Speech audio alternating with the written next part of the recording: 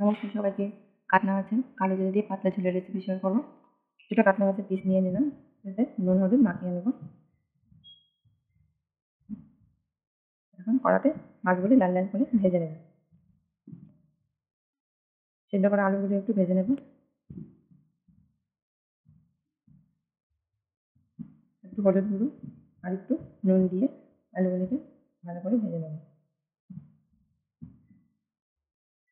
এবার তেল গরম হয়ে গেছে, কিছুটা কালো জিরা দিয়ে দিলাম।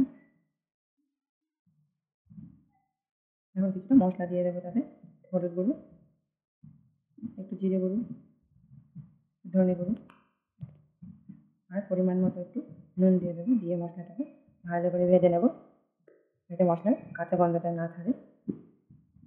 একটু কাঁচা লঙ্কা চিড়ে দিয়ে দিলাম।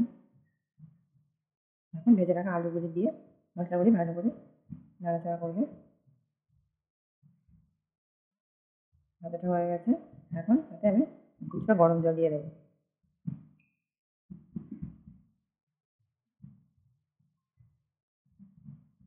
গরম জল দিয়ে 10 মিনিট ফুটিয়ে নেব। কিছুটা চিনি দিয়ে দেবো, সামান্য পরিমাণ। এখন ঝোলটাকে মাছ দিয়ে দেবো।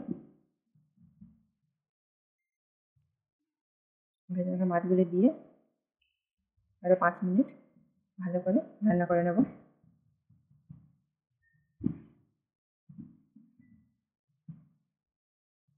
আমার ঝোলটা হয়ে এসছে, তৈরি হয়ে গেল কালো জিরে দিয়ে কাতলা মাছের পাতলা ঝোলের রেসিপি। একটু ট্রাই করলাম, অনেক স্বাদের একটা রেসিপি, অনেকটা মজা।